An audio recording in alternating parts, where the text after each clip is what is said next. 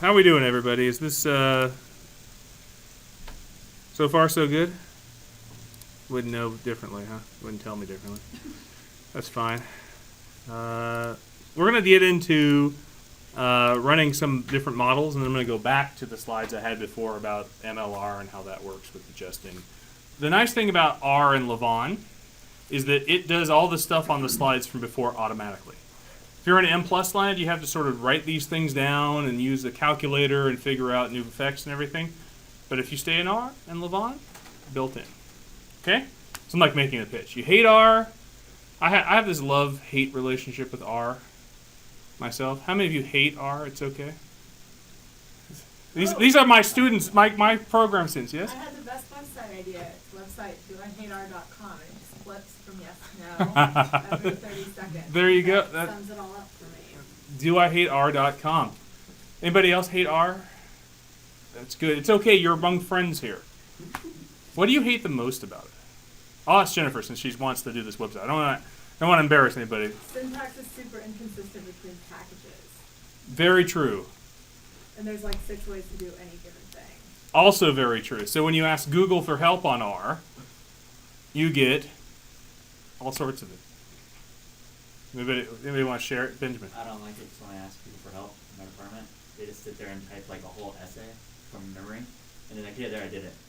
And it just bothers me because I'm like, I don't want to. How do you do that? Yeah. They just know it all by heart, and then they're just like, oh, it's like this, you just do this. I'm like, yeah, it's like there's that assumption that, oh, you're asking a question, you must already know how to do like the basics of this. Ah, yes, that is also true, and I suffer from that in teaching it, and I apologize. It's like the learning curve for R. It's so like the cognition required of it's so like labor intensive. You forget all the stuff that you tried in the beginning till it works, and it's like, oh, that works. It's the only way I can do it. So yeah, I get it. We're not as bad as Stack Overflow. Oh, that place, yeah, that place is Wonderful. can be certainly can be. So so yeah, R sucks. I get it. But R, I do think R is going to have some staying power. There's a lot of people who are using it out in the world now. It's actually more used than SPSS is even. So, but anyway, this is one thing it does well, and I'll show you that in just a bit. So, what we're doing up to this point, and we've only seen one model with multivariate, we have done the covariance matrix, where we allowed this R matrix to be our covariance, and actually in SAS it really is kind of what we call a V matrix. Our assumption is when we have a multivariate model, and here if we put all of our terms into vectors, that's Y the vector. That's like a bunch of outcomes, and so X beta is this matrix products of all the predictions for all the outcomes. And error shows up. Error will follow this multivariate normal distribution that has the R matrix. But there are actually more types of models that are out there. I'm using the syntax for V and R because we end up seeing, and actually I've lost the ability to use my keyboard on my Surface, so this is fun too. No, that's okay. Thanks, Alan. Appreciate it. I'll just complain about it. So this R matrix gives us a lot of different things. I'm using this because ultimately where a lot of the mixed model software got its start was SAS. SAS has had a package called ProcMix. It's been around since the 80s, and it has done this on steroids ever since whenever. And it still is pretty much the standard in mixed model software. R's ripoff of it, something called LME4, is nice, but it doesn't even come close to SAS. But it uses terminology of R and V and so forth, and a lot of places have hijacked that. So if you do mixed and SPSS, you'll see these as well too. But anyway, the R matrix itself is somewhat limited, but we can have several different structures for it. And so one way to combat this curse of multidimensionality, particularly that's done on the mixed model side, is to do different types of structures themselves on the R matrix altogether. And there are some common ways to do that.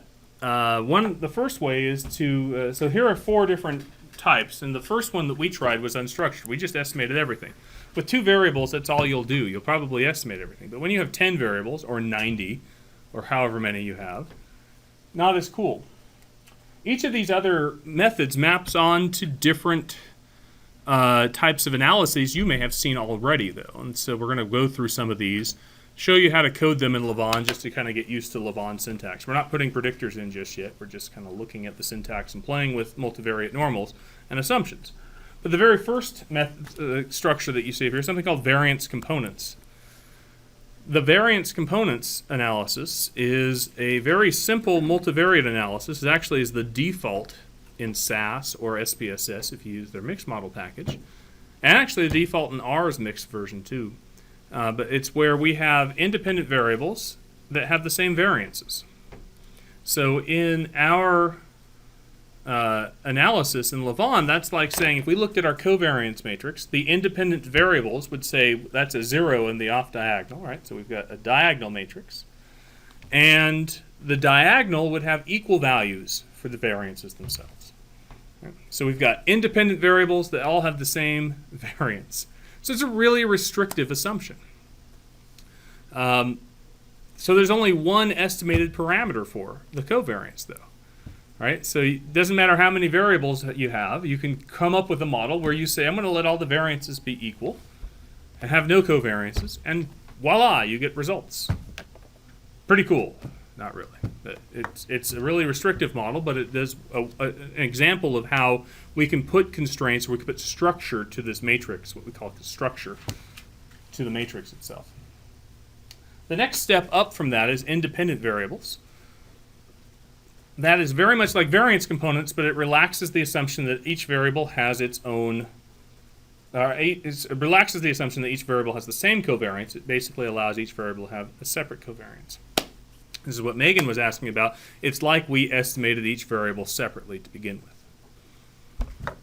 Right. So now our covariance matrix, if this first one has one total parameter, in our example, this independent variables value will have two. There'll be a variance for variable 1, a variance for variable 2, and a 0 in the covariance spot. The covariance side. There's still two intercepts, so but we'll just talk about covariance parameters themselves. We know the unstructured model had 3 total parameters, by the way. So you see what we're doing here. We're talking about models that are limited in the complexity by the number of parameters they have. I'm building up to the one that fits the best, which is the one at the bottom. Now, somewhere in between these two is something called compound symmetry. This is the analysis example that you would get if you want to replicate repeated measures ANOVA. A compound symmetric covariance structure in these types of models gives you results like repeated measures ANOVA would. The assumptions that go into it, compound symmetry sounds so like that's an awesome word. That's better than sandwich estimator. All right, compound symmetry, oh, that's intellectual. Sandwich estimator? I don't know. It's a bunch of statisticians late at night, you know, getting the munchies. So compound symmetry is an assumption where we allow each variable to have the same variance. Right? So that diagonal matrix, down the diagonal, the variance of each variable is equal. And each pair of variables to have the same covariance. Right? So it's not independent. The variables are actually correlated or have some type of non-zero covariance, most likely. So compound symmetry has 2 parameters as well. There are different 2 parameters than the independent variables ones, but they're 2. And whether or not you have 2 variables in your repeated measures analysis or 20, you just always have 2 parameters, regardless. So you can imagine with a matrix like we have here, compound symmetry. Well, let's take a look. Let's do this. Let's go back to our estimates, which are way back here, and think about what our here. Let's go forward one slide. There's our covariance matrix. Independent variables. Actually, variance components, that was the first one, right? That would be VC, would look something like this for the covariance matrix. You'd have a 0 in the off diagonal, and you'd have one value that was equal in the diagonal. Right? We had the independent variables, which looked like this. We had sigma squared 1 and sigma squared 2 in the diagonal, and a 0 in the off diagonal. And then we had compound symmetry, which looked like this. We had a sigma squared in the off diagonal that was the same, and some covariance that was equal in the off. No, sorry, the diagonal was the same, and the off diagonal is all the same. So if you're looking at this matrix at the top here, that's unstructured. My wife would call that our answer key. That's the closest. We want something to fit like it. If you look at each of these structures here, do you think any of these would be close to fitting like it? That's what the process of a multivariate analysis starts with. If you have a multivariate normal, most often you can get your answer key. And with two variables, the answer key, you're not spending a lot of parameters on this covariance matrix. It's not a big deal, but this is just trying to underscore the point. If you have 20 variables, you spend a long time to figure this out, particularly because you a lot of times don't have the sample size to go estimate all this. So this first variance component says, oh, the variances are equal down the diagonal. Let's take a look. Do these look equal? Not really. So we could probably say that's not going to fit just as well. Right? Not only are they not equal, there's this covariance that's not zero as well. Independent variables, now that allows a different variance down the diagonal. So we get a check on that one. Hey, that looks like it probably is going to work, but there's that covariance. We say it's zero in that case. In fact, if we flip back a slide, which I can't do with my keyboard, the covariance p-value was 0.016. So is that significant? Significantly different than zero? Yeah, probably. So we probably need that term. So the last model here, compound symmetry, it may not fit either. Right? We look at the diagonal. Right? We get the off diagonal element. Hey, look, there's a term for the covariance, but this diagonal elements, those are off because they're constrained to be equal. So it may be the case that none of these work for it. Right? But this is the game that you play in multivariate analysis. You say, I've got all these values in my answer key, this unstructured thing at the top. Which one of these more limited approaches to it gives me a good approximation to it, statistically, that I can use with the rest of my analysis? Does that make sense? That is, this right here is the first step in the analysis. It's not plug in predictors, it's not anything else. It's trying to figure out what's my covariance structure. So, go a step further. Let's go back to the front here, or the end of this lecture, and try it. Let's try the compound, or the variance component structure. This is the one where we have the same variance in the diagonal and a zero in the off diagonal. Right. To do this in Lavon, we put in the value 0 in front of a variable. Now this is more Lavon syntax that you won't need this week. Actually won't need it when we get to the homework either, but this is more just mapping the path analysis and the mixed model side together. There may be times that you do need this, and we'll talk about those.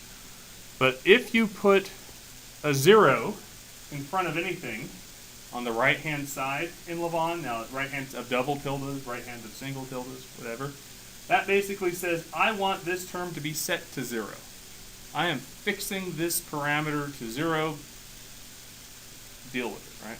Lavon will comply, it'll put a 0 there, and you'll see that it has no standard error or p-value or anything else. By the way, that's one thing it does better than M+, because when you do this in M+, it tells you the standard error is 0 and your z-value is 999.99, which is ridiculous. So that is what this 0 does. It puts a 0 in each of these spots. Now this next bit of syntax you will have to use. It's the idea that we're going to put a label in front of each of our parameters, right? So putting the word var in parentheses here basically says to Lavon, I'm going to label whatever would be from this line with the word var. And everywhere I put that label, it's going to plug in the same value. So it'll be like saying, okay, this first line right here, I knew that was supposed to be the variance of performance. So I'm going to put the word var on it, and everywhere I put var, I'm referring to whatever would be there. So if I put it again in the second location, I've gone and gotten my two variances to be equal. Where this shows up more frequently is if you wanted to do something with the analysis itself. You'd put a label in front of it and you could create a new parameter out of it. Now, we don't see it here, we'll see it next week. Not here. But just to foreshadow, it's very useful in the model for the means. Because as you saw, homework 1, as you saw building up to this, sometimes there are parameter estimates and effects that we need to get that don't come directly from the model. All right, we have to go and take combinations of the betas to give us the result we want, and we want the computer to do it for us so that we don't have to compute the standard error ourselves, and so that we can get a p-value out of it. So where we use this labeling thing shows up much more in the model for the means with predictors. All right, so if we had a dummy coded predictor here and we wanted the mean of the other group, we could go get it. Or a series of dummy codes, we can come up with the mean of each group or mean differences between those with those labels themselves. So that's where this shows up more. Questions on the syntax? Yes, Pete. Which variance is that going to put up there? So it's going to put up one single common variance between the two. Right? So it's basically going to go in, and its likelihood function will have this structure to it. So the dimension, you remember how we search the likelihood of searching across the dimension? It's just searching across one number when it comes to the covariance side. Every time it tries a new value, it shows up in those spots. So here, this model then has how many parameters that we're estimating? Total, means and variance. 3. Right? We get one intercept for performance, one intercept for usefulness, and one common variance between the two. And here, you see the estimates. This is the estimated values that come out of the computer. We see our intercepts. These values haven't changed much. And in fact, that's one of the nice things about the multivariate normal. Things that you do on the variance side often have very little impact on your estimates on the mean side. The cases where you see more impact are when you have highly unbalanced or missing data. That's where you start to see issues. Generally speaking, the means and the variances are independent. 0 is our estimate of the covariance, not even estimate, it's fixed. Here's our one value of the variance itself. It's 136.002. And these, where it puts the label right beside each of those to tell you this is one parameter. It's basically been repeated. So this is a variance component structure. You may never use this, but it's more trying to demonstrate the point of how we try to work with the software to give us a different structure of things. So do you think this fits as well as the unstructured model? Let me back up the language real quick. The unstructured model will be the answer key. There's nothing that will fit better than it for a multivariate normal analysis. So because this puts constraints on it, or has fewer parameters, the question we have to ask is, does this model fit as well as the unstructured model? We have to ask that because for us to use or to believe the results, we have to get the model to be close. So do you think this fits as well as the unstructured model? Benjamin's saying no. Right? Well, there is a way to find out. And it's better than just going, what do you think? Like, should we take a vote? Better yet, I love the line that comes, well, that's not really part of my story. Ever heard that? Sometimes I get that with investigators, the non-quant folks, the people who aren't quant funny, maybe they're just regular funny. They will, there'll be some control variable or whatever else that they'll need to put in their analysis, but they won't control for it all the way, and then they'll be like, well, that's not really part of my story. I don't really want that there. And it's kind of like, well, yeah, covariance isn't part of my story. Yeah, but we need it. You need it to be able to tell your story. So to figure out whether or not this fits statistically, actually, here's an example of the scatter plot. This is what's happening with the data. There's that same contour from the multivariate normal, right? This is what the model thinks the data should be like. And you'll note the scale of this thing is all sorts of weird now, right? here and the data are overlying it. Those data don't fall in the middle of our scatter plots. That is not fitting well. But again, this is not a statistical test, it's just the eyeball test. To do a stat test, now I'm going to flip back. We can come up with, using maximum likelihood, a likelihood ratio test. Because every model that we will fit on the covariance side, when we change covariance parameters, is nested within the saturated model.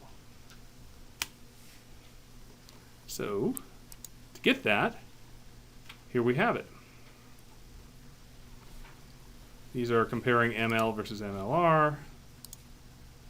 To do a likelihood ratio test, what we saw before, we would take -2 times the difference in log likelihoods, the restricted versus full, and compare that with a chi-square. All this blah, blah, blah equation, blah, blah, blah, is telling you when you use MLR, you have to shift it. It's shifted for you already. Right, if you're using M+, you have to follow these formulas to make it work. But in SAS, I'm sorry, SAS. In R, it's already taken care of with a single function call. So here, the way we do that is with the ANOVA function. We can write in ANOVA, model 4, or in this case, model 2 versus model 3, and it will give us not only the chi-square that's been adjusted already, it will give us the p-value that goes with it that's adjusted as well. So we can tell statistically whether or not model 3 here fits better than model 2. So let me go to my R examples here. So I want to show you this in practice. Now, did I get my keyboard back? No, I did not. Oh, this is going to be fun. Okay. Thanks, Surface. The auto rotates on. I appreciate it. All right. Alan, do you ever have problems with your Surface? Oh, yeah. Yeah? I really want to get a new one. Yeah? A new Surface. Well, no, just a new computer. I could probably use it on my lap. That's right. That's right. So we're loading the package. Oh. On my new computer, I must have run this already because I'm putting Lavon. It's now installing Lavon. By the way, when you install Lavon, it installs like 80 packages with it. That's what it's doing right here. So Lavon likes to borrow as much as possible. Here it comes. Yeah, go, go, go. My 1-year-old, nearly 1-year-old at home is, I can say, go, go, go. And I'm like, yeah, yeah, yeah, yeah. Like, I'm talking to him here. Go, go, go. LeBron, it steals from more than just M+. That's right. Why stop at M+? Yeah, we're coming. It's coming. You can do it. What's that? Look at that. It's got the rock chalk package. That's made by Paul Johnson and people here. All right. So this was model 2. This was our syntax. If I run it, we have a warning about our missing data, and this is the summary of it. So you'll see these are all the stuff that you saw in my slides for our analysis itself. And then if I go down to model 3, I can run it. That is the same analysis we saw before. So there's our constrained estimates. Sorry for the view.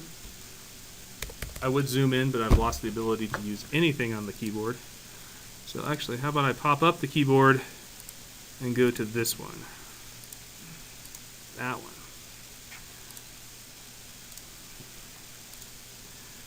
There's my magnifier. There we go. That might look a little better. Maybe not. There we go. Huh? Take that, Microsoft. All right. So here comes the fun part. Now I need to get back to the size before and go up here, and I don't have it up here, but the way that we can test whether or not model 3 fits better or worse than model 2 is a likelihood ratio test. And in R, all those blah, blah, blah formulas that you saw that I just showed up, there's some difference and there's some scaling constant or whatever, it's taken care of. So we need to type ANOVA, A-N-O-V-A, and in parentheses, we put the two models that we want. We have model 3 dot fit, that is the first one, and the other one, I'm going to try to shortcut code, is model 2 dot fit. So if I run this section of syntax, what we should see is that now down at the bottom here is the likelihood ratio test between these two models. So we can statistically compare whether or not we need to have all the parameters in the covariance matrix. This is an example. When you're looking at this, think, okay, the world that we're doing here, we can try out different things and see if they work statistically. That is where this is going. This specific form of it, probably not going to use it, but just more broader, you can use any type of form that you want. So here is the two models. You see the degrees of freedom. The degrees of freedom is the number of difference in parameters, right? So the difference between chi-square between the two models is 804.74 with 2 degrees of freedom. And its p-value is very small. So what is this telling us? Well, the null hypothesis in this is that the restricted model fits as well as the saturated model. It's always going to be the null for these types of comparisons. So you look at this p-value, what do you do with the null hypothesis? Reject it. Right? Even those who hate p-values would reject this. Right? It's very small. So when rejecting the null, the alternative happens to be the flip of that, which is the restricted model does not fit as well as the saturated model. So that is your process. Here's your likelihood ratio test. Now this likelihood ratio test, again, uses this, when it says here scaled chi-square difference test, that is the MLR function. That's from robust maximum likelihood. And this right here, while it may seem clunky and hard to get to, and I'm having typing problems on my Surface, that is something you'd have to do by hand in M+. There's eyebrows. Does that mean, damn M+, I pay $900 and I get that? R is free. Anyway, what do you think? Questions? Do you understand what we're trying to do here? Small example with variables, but we're trying to see whether or not something fits better. Okay. Shall we try to look at the next model? The independent variables model?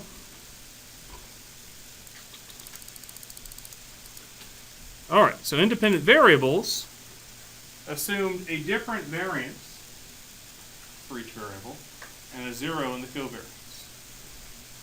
So, in our syntax, once again, oh, lovely. There goes the pen, too. I'm having a great night with this. My pen broke. I mean, my keyboard won't work. An advertisement for Microsoft. I'm about to get out my Mac. So, the syntax, again, I'll just have to use, let's see if I can get my laser pointer. Here you go. You like that? This 0 right here, can you see the 0, the floating dot? This syntax, again, is the 0 here, but now we don't have a label in front of each of these. So Lavon reverts back to the default, which is what I showed you at the beginning, estimates a parameter for each. And you'll be happy to know the means haven't changed much. The variances have, but they're back to the original values that we estimated before, which is pretty awesome, actually. And the covariance is at 0. One thing also that you'll note between these analyses, if I flip back, take a look at the standard errors for the mean side. They are being held constant. That is because of this MLR approach. That is the sandwich formula doing its job. You won't see that in any other package. Right? If you did this in M+, or if you did actually M+ will adjust it if you do MLR. If you did this in a mixed model package, those standard errors would be widely different. Right? And that's the issue with multivariate models, is that in most of the mixed model packages, you got to get the structure right to make it work. They don't adjust as well. Anyway, so that's that. The question would be, does this model, here's a picture of the data versus the model. It looks like it fits a little better. But what do you think? Do you think it fits better than unstructured? I would think this one has the best chance, right? Because those variances were widely different, and the covariance was relatively close to 0. Still significantly different from 0, so it's probably not likely to fit. But how about we give this a try? Hey, wait. I've got keyboard again. You watch, I probably would have had it the whole time. That's right, thank you. We'll run this analysis. Here's our summary of the model. You saw that before. But to compare this, we take model 02.fit and model 04.fit. And we run the analysis. And here's what we find. We have 1 degree of freedom difference, right? That's because the only parameter that's not estimated is that covariance. So here, with 1 degree of freedom difference, we have a p-value of 0.01824. So would we reject? Probably. Depends on how stringent you are for type 1 error rate comparison. One thing I'll note, though, if you were to look at the covariance estimate from model 2, where is that? There we go.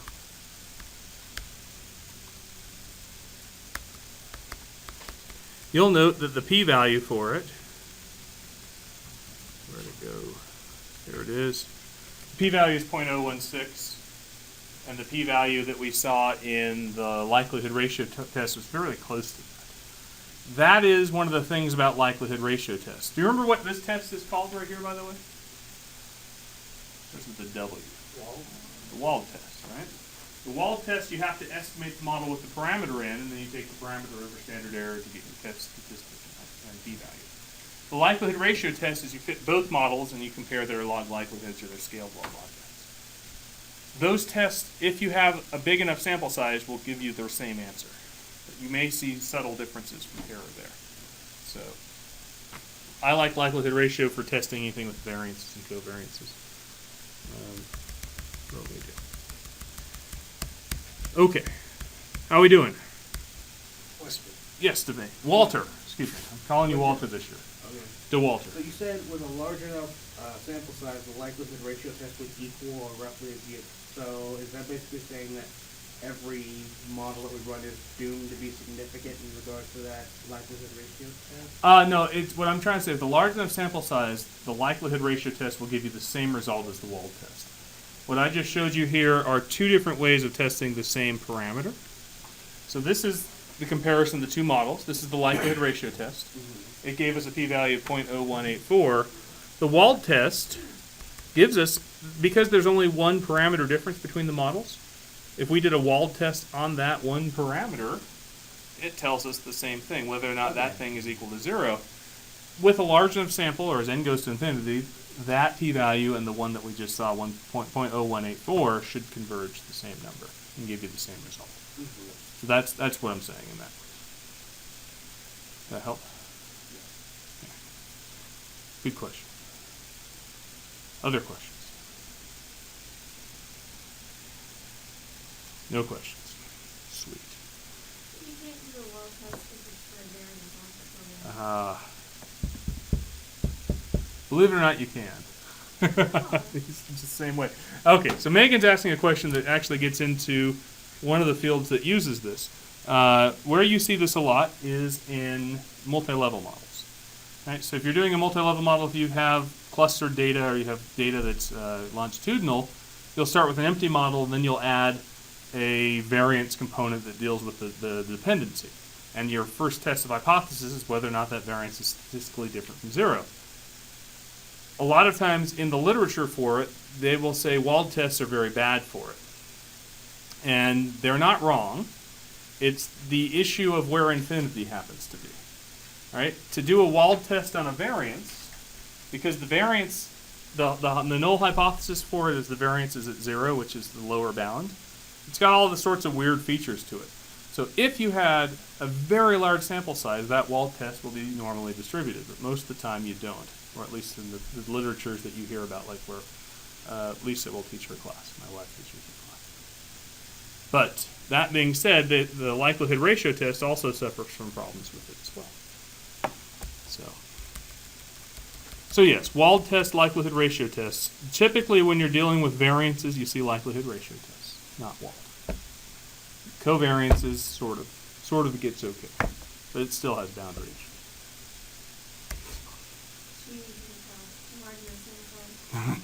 No.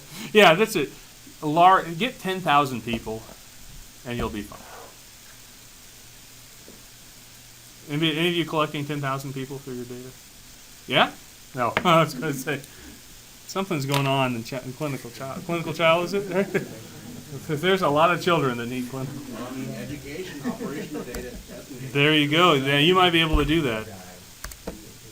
All right, let's try compound symmetry, shall we? Compound symmetry is where the diagonal is the same and the off-diagonal is the same. So there's always two parameters no matter where you go. So we'll need to specify for the variances that same label again, because those are going to be constrained to be equal. The covariance, there's only one of them, so I don't really need to put a label there, but I did anyway, just because if we had 15 variables, they would all get this whole covariance in front of them to make them equal as well. So in doing this, you'll see over on the side our variances are equal to be 136, or estimated to be 136.004, and our covariance is 7.207. And similarly, if I wanted to figure out whether or not that model fits equivalent to the saturated model, I could do my ANOVA, which is actually at the bottom of my syntax. And you'll see we also get a very significant result. I don't know if that's something I should say, but it's a very small p-value. How's that? That's significant. So we would reject the simpler model, in this case compound symmetry. So having done all this exercise, what have we learned? We've learned that multivariate data is a pain. But beyond all that, that none of our structures that we tried to get simpler for fit better. So we stay with our unstructured model in this case. Yes, Harlan. So if you are running your empty model and Mhm. it's giving you the thing that you know will be the closest Mhm. approximation to your model, then why would you go through all of these steps? That's a good question. There's a delicate trade-off because as you get into adding predictors, a lot of times people start from empty and they add 2, and they'll keep predictors that are significant and throw out significant those who are not, that are non-significant. And although R adjusts these for us, a lot of times, and historically speaking, that hasn't been the case. So getting this saturated, or getting the model right in an empty model sense, gives you a good place to add predictors and know that the results that you're doing to build upon are true, right? It could be the case that you started with, now on the 2 variables, we may just start with unstructured. It's not really going to hurt us. It's the 10 or 12 variable problem that we have. But if you started with a model like this and added predictors to it, you may unnecessarily add too many. There may be too many type 1 errors to it as you go, historically. Does that answer? I don't know if that does or not. Not really. Sure. You were asking why not just do unstructured to begin with? Yeah. Is that it? The other flip of that, though, is if you do unstructured to begin with, and again, not with 2, but with 10 or 12, nothing may be significant. You may have so many parameters in the covariances that you get no power to detect any effect, and then pull out your hair to that. So there's never a case where you're comfortable in either direction, unless you have lots and lots and lots of data, and at which point, yes, using unstructured is completely legitimate for everything that you do. Is that more direct? Yes. All right. So, other questions? This graph right here is just another picture of what happened when we fit the compound symmetry model to our data. That's what it should. That's the difference between data and estimate. So, there we have it. This is the model that we want to use, and that was the picture for data. It looked the best. So again, looking at the data, what we're trying to do is find a model that takes that multivariate normal distribution and maps it to the data appropriately. If we unnecessarily restrict the variances, we get this. Do you know why it looks like this, by the way? Like, the scale of the axes are different. That's one reason, right here. This, I should have kept the scale the same.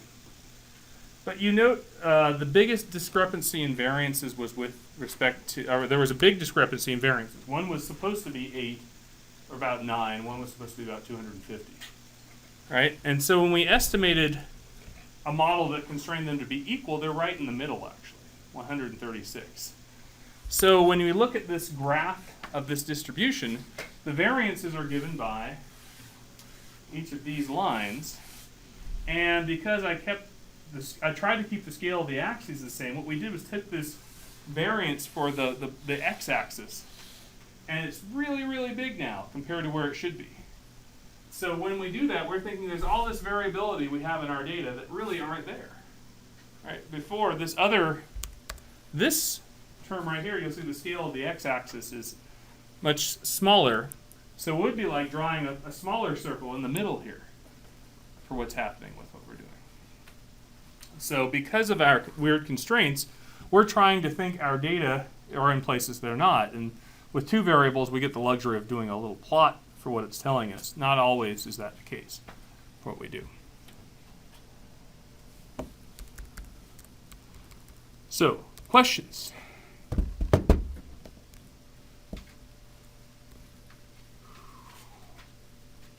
All right. Well, I'm to the end of my slides. So I can stop here. I don't want to keep you any later than I have to. Megan looks ripped off. You want to stay later? The eyes are up. Wow, he's done early. I don't need to talk too much. Did you get what you need for syntax? Does it look like a place where you can pick up online, at least? And kind of replicate? Maybe, maybe not. You'll be able to practice. The homework that I'm creating, that'll be out next week, will be a 2-variable problem. We'll put predictors in. Right? Yes. So homework, the next homework 3, is that due right after spring break? Yeah, it's you'll have 3 weeks to work on it. So we get a whole week back from spring break. That's right. That's right. So if you didn't do anything over spring break, it's fine. Actually, it's due in the middle of spring break. No, I wouldn't do that to you. But yeah, 3 weeks to work on it instead of 2. But yeah, what you'll see there is so the structure for it will be very similar to this first setup. Next week, we're going to take this setup and do the path analysis, the whole dependent variable, predicting dependent variables with it. And we're going to dive more into the issues in path analysis of model fit. So it's not just likelihood ratio tests that show up, it's model fit above and beyond. Because when we have dependent variables predicting other dependent variables, that also messes with our covariance matrix. Of course it does. Okay, well, I'll stop. If you have questions after class, come talk to me. Otherwise, I'll see you next week. Thanks.